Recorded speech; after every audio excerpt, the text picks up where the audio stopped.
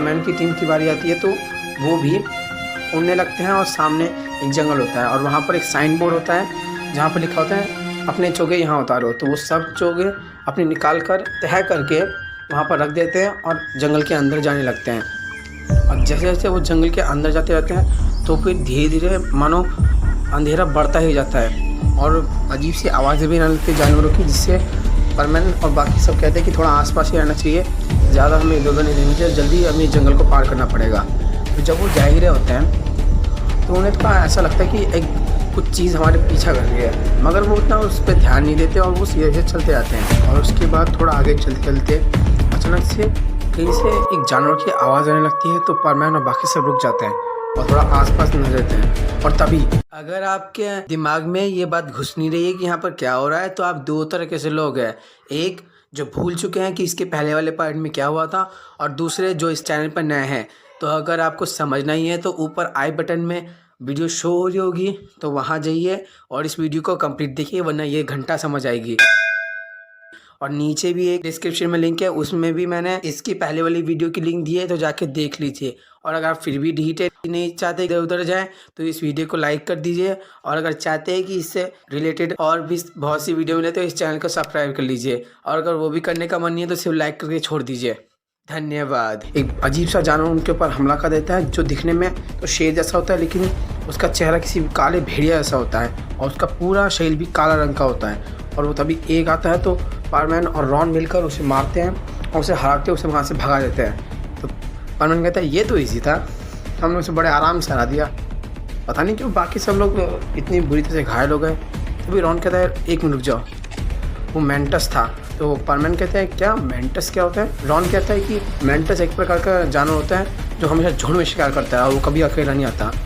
और परमैन जैसे ये बात सुनता है तभी और भी बहुत से जानवरों की आवाज़ आने लगती है, और तभी उस एक जानवर को छोड़कर और 5 जानवर उनके ऊपर हमला करने के लिए आते हैं, और हर एक परमैन के ऊपर एक एक जानवर झपट्टा मारता है और सभी अपनी अपनी जान बचाने के लिए उनसे लड़ाई करने लगते हैं। और तभी सोफिया के ऊपर वो जानवर थोड़ा ज़्यादा ही भारी पड़ जाता है। तो वो जानवर सोफिया के हाथ पर एक नाखून मारता है, जिससे सोफिया का हाथ पर बहुत ज़्यादा घाव लग जाता है। और तभी परमैन सोफिया को बचाने के लिए उस जानवर के सामने आ जाता है, और सोफिया ये सब देख ही रही होती है।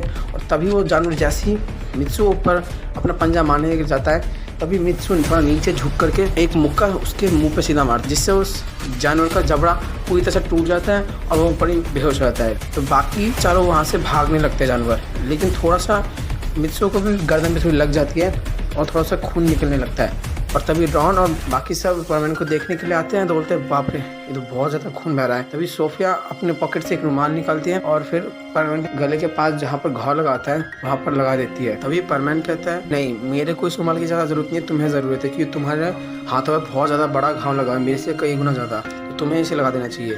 फिर परमैन सोफिया के रुमाल से उसी के हाथ पर जो घाव था उस पर रुमाल बांध देता है। और तभी रॉन परमैन से पूछता है कि तुम ठीक तो हो ना?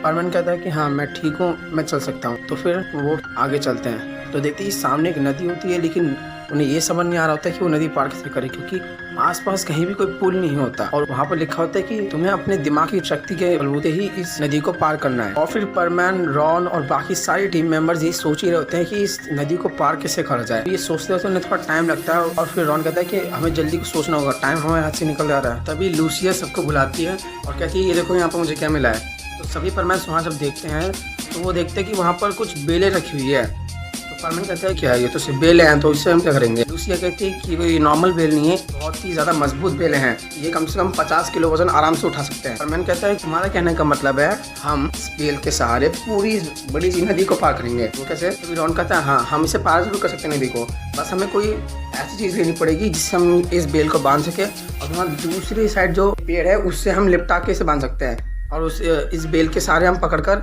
नदी को पार कर सकते हैं। अभी सब सोच ही रहे थे कि हम फेंकेंगे क्या और इससे बांधेंगे क्या। तभी पर मैंने एक आइडिया दिया कि मेरे पास एक आइडिया है, तुम श्योर हो ना, तुम ये करना चाहते हो? हाँ मैं श्योर हूँ, ये सब धरती पे बहुत ज़्यादा झेल चुका हूँ। तभी रॉन कहता है कि तुम्हारा मतलब क्या है, क्या धरती पे ये सब तुम्हारे साथ हमेशा होता है? परमैन कहता है हाँ हमेशा होता है। तभी हम देखते हैं कि परमैन को उस बेल से बांध दिया गया है और दूसरी तरफ ताबिता उस बेल को पकड़ी हुई है। ताबिता कहती है परमैन तुम रेडी हो जाओ, अब तुम्हें बहुत जोर का झटका लगने वाला है। तभी परमैन कहता है हाँ मैं तैयार हूँ, चलो मुझे घुमा के वहाँ फेंक दो।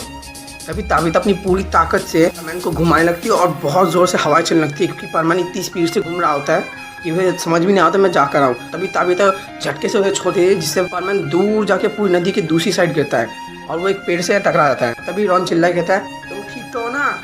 तो परमैन कहता है हाँ मैं बस ठीक हूँ, बस नाक टूट गई मेरी। तभी परमैन पेड़ के ऊपर चढ़ता है और वहाँ पर टहनी से पेड़ को बांध देता है और रॉन भी दूसरी से हिट जाता है और पेड़ पे चढ़ने लगता है, लेकिन वो चढ़ नहीं पाता, बार बार गिर जाता है। तभी ताबिता कहते हैं तुम हटो मैं चढ़ती हूँ।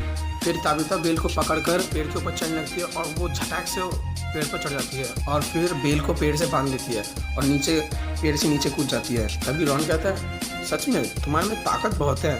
तभी ताबिता कहती है हाँ मेरे में बहुत ताकत है, मेरे में एनर्जी भरी रहती है हमेशा हर पल। रॉन कहता है अच्छा। बाकी चारों परमैन बेल के सहारे नदी को पार करने लगते हैं और वो पार भी हो जाते हैं। फिर उसके बाद वो आगे चलने लगते हैं और ऐसे ही करते बहुत से चैलेंजेस होते हैं, उन्हें पार करते हैं और वो आखिरकार उस जगह तक पहुंच जाते हैं जहाँ पर वो ट्रॉफी रखी होती है। तो वहाँ पर देखते हैं वहाँ पर कोई ट्रॉफी नहीं होती है, एक्चुअली उनके चोगे ही होते हैं जो उन्होंने शुरू में वहाँ छोड़ दिए थे। तभी वो समझ जाता है कि यही था, हमें इस चोगे को पहनकर वापस रखने जाना है। तो वो चोगे को पहनते हैं और वापस आ जाते हैं और इसी तरह से उनका टाइमिंग नोट हो जाता है। और थोड़ी देर बाद जब सभी परमैन्स की टीमें ये टेस्ट कंप्लीट कर लेती है तो उनकी प्रोफेसर हरमाइनी रिजल्ट बताती है। तो परमैन जो है वो फर्स्ट तो नहीं होते लेकिन वो फेल भी नहीं होते, उन्होंने ठीक टाइम ही अपना दिया होता है और फिर उन सबको मेडिकेट के लिए टावर में भेज दिया जाता है और वहाँ पर उनकी मेडिकेट होती है। लेकिन वहाँ पर थोड़ी ज़्यादा भीड़ होती है, इसलिए रॉन कहता है कि लगता है बहुत ज़्यादा टाइम लग जाएगा। ऐसा करते हैं यहाँ से मेडिकेट ले लेते हैं और कमरे में जाकर तुम्हारा इलाज करते हैं। फिर उसके बाद परमैन कहता है ठीक है जो तुम एक समझो, मैं तो जाने अब हमें घाव ठीक कराना पड़ेगा, पता नहीं इससे कोई रिएक्शन ना हो जाए। तभी उसके बाद रॉन कहता है तुम लोग जाओ, मैं इस घाव की मेडिकेट लेकर आता हूँ। फिर रॉन